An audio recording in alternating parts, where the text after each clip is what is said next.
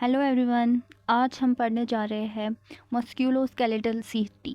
ठीक है, it is the imaging of bones, joints and surrounding soft tissue using x ray.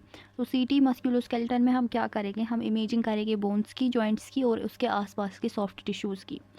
ठीक है, इसकी अगर इंडिकेशंस देखेंगे कहाँ कहाँ पे हम ये करते हैं, तो फर्स्ट ऑफ ऑल इसकी इंडिकेशन आती है इसमें फ्रैक्चर्स के लिए हम ये सीटी मस्कुलोस्केलेटल सीटी का प्रोटोकॉल यूज़ करते हैं।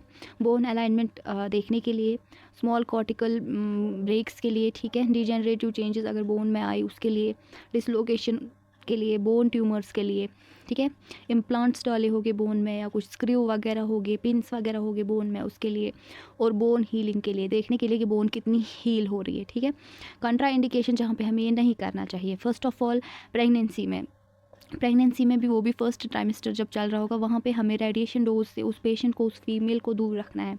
सेकंड है कंट्रास्ट रिलेटेड, अगर आप हमें कंट्रास्ट इसमें इस्तेमाल किया उस टाइम भी ये कंट्रा इंडिकेशन उन पेशेंट्स में आएगी जिनका रीनल फेलियर होगा। ठीक है, जिनको किडनीज जो है अच्छे से वो कंट्रास्ट बाहर वापस नहीं निकाल पाएगी, एक्सक्रीट नहीं कर पाएगी।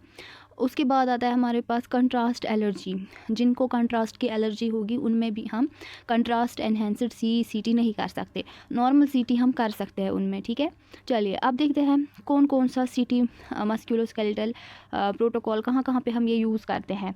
फर्स्ट ऑफ ऑल आता है हमें सीटी नी में हम ये इस्तेमाल करते हैं, शोल्डर का हम करते हैं, हिप का करते हैं, हिप जॉइंट का, स्पाइन का, एंकल और फुट का और रिस्ट का। ठीक है, तो स्टार्ट करते हैं हम शोल्डर से। ठीक है, तो शोल्डर के लिए हम पहले पेशेंट प्रिपरेशन क्या करेंगे, हमें पहले ही सारा प्रोसीजर एक्सप्लेन करना है पेशेंट को, उसको बताना है कि इस प्रोसीजर के दौरान वो अच्छे से एक ही जगह स्टिल रहे, कोई मूवमेंट ना करे। अगर उसने कुछ मेटालिक ऑब्जेक्ट पहने हैं, मेटालिक रिंग्स, मेटालिक ज्वेलरी कुछ भी पहना हो, तो उसको वो रिमूव करने को कहेंगे। ठीक है, स्पेशली हमारे नेक के अराउंड या एयर्स के अराउंड, यहाँ पे शोल्डर प्रोटोकॉल की बात हो रही है। इसके बाद अगर अब हमें कंट्रास्ट सीटी करना है तो हमें उसकी हिस्ट्री लेनी है, हमें देखना है कि उसके सीरम केराटिनिन लेवल ठीक है कि नहीं, उसका KFT करवाना है। उसके बाद हिस्ट्री ऑफ एलर्जी देखना है, उसको एलर्जी तो नहीं हुई कभी आज तक इन कंट्रास्ट से।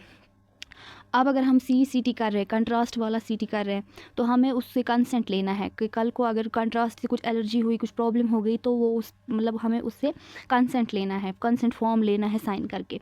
उसके बाद है ड्यूरिंग स्कैन हमें प्रॉपरली उसकी पोजीशनिंग करनी है। तब हम देखते हैं पेशेंट पोजीशन, पेशेंट को हम कैसे पोजीशन करेंगे गैंट्री में।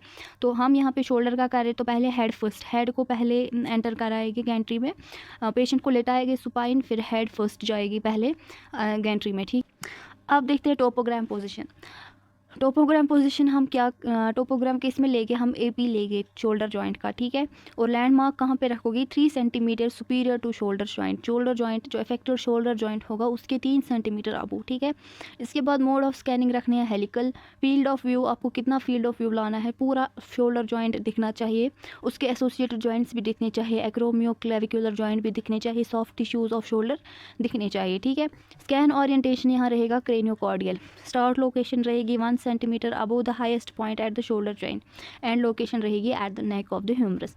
गैंट्री टिल्ट हम यहाँ पे नहीं करेंगे। अब अगर सीटी करेंगे, कंट्रास्ट एडमिनिस्ट्रेटेड सीटी, तो उसमें हम कंट्रास्ट एडमिनिस्ट्रेशन करेंगे IV के थ्रू। ठीक है, इंट्रावेनियस कंट्रास्ट हम देंगे। ठीक है, ऑप्शनल ये हम तब यूज़ करेंगे अगर हमें कुछ मास लीजन देखने को मिले। ठीक है, नॉर्मल सीटी में। इसके बाद वॉल्यूम ऑफ कंट्रास्ट रखेंगे, हम कितना वॉल्यूम देंगे, कितना हम कंट्रास्ट देंगे पेशेंट को, 60 से 100 ml के बीच। फिर रेट ऑफ कंट्रास्ट कितना रहेगा, 2 से 3 ml पर सेकेंड। फिर स्कैन डिले, कंट्रास्ट देने के बाद फिर हम कितना टाइम रुकेंगे, 40 to 50 सेकेंड्स। ठीक है, फॉर स्कैनिंग। उसके बाद स्लाइस थिकनेस रखेंगे हम 1 से 2 mm, और स्लाइस इंटरवल, 2 स्लाइसेस के बीच कितनी जगह रखेंगे, 0.5 to 1 mm। रिकॉन एल्गोरिथम यहाँ रखना है, शार्प फॉर बोन और स्मूथ फॉर सॉफ्ट टिश्यूज़। फिर 3D रिकॉन अगर हम देखेंगे, 3D रिकॉन में हम कौन कौन से यूज़ करते हैं रिकन्स्ट्रक्शन एल्गोरिथम, एक तो MPR, MIP और SSD। ठीक है, मल्टीप्लेनर रिकन्स्ट्रक्शन, मैक्सिमम इंटेंसिटी प्रोजेक्शन और सर्फिंग है। इसके बाद हम कमेंट्स देखते हैं। कमेंट्स में यही लिख के कि हमें शोल्डर जॉइंट है तो यहाँ पे 1/3 ऑफ क्लेविकल आपको FOV में लाना है।